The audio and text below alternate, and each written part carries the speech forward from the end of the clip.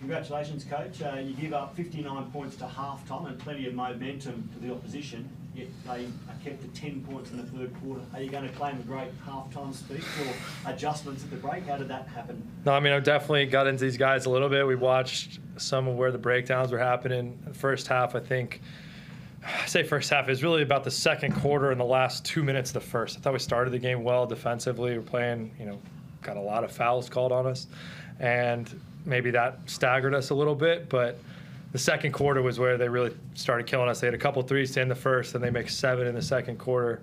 And a lot of it was just, we had a lot of prideful guys on our team that take pride in guarding their own, and we were trying to be in some different coverages where we needed to communicate and maybe switch some things. And the communication and the execution of that in the first half was really poor a lot of times, and we just let Antonio go nuts. I mean, he made shots, good credit to him, but we could have guarded him a whole lot better than we did.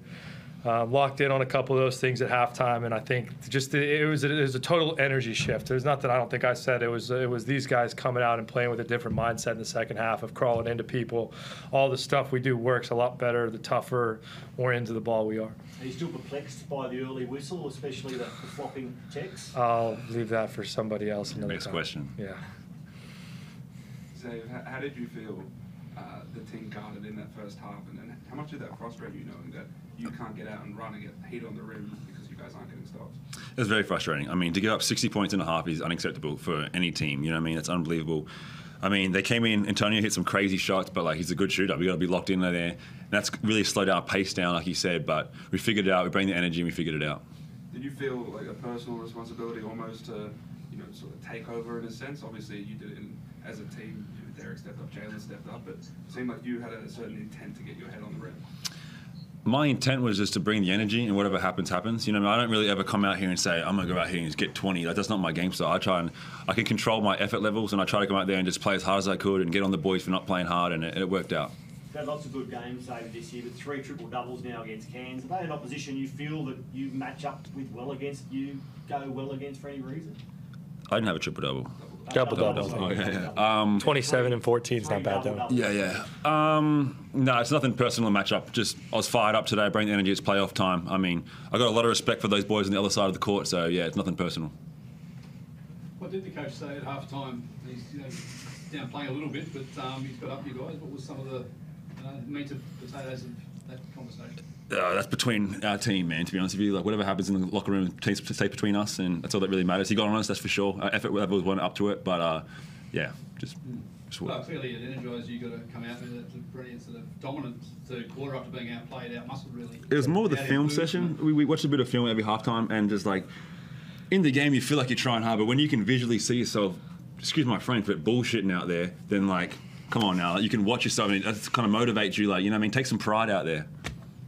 Chase, those texts in the first quarter, did you feel like that sort of, put your team on the back foot a little bit and maybe kind of, not rattled them, but I don't know. Yeah, no, definitely. I think there seemed to be a lot of one-way momentum in that first quarter, and I think in terms of the whistles, and yeah, I think it obviously flushed us because we played well to start. We finished the quarter poorly, and then the whole second quarter we were, our heads were in a different planet, mine included. So we got to be tougher, we got to be smarter, we got to be better. Whether they want to call whatever to keep it close or anything like that, we just got to keep playing.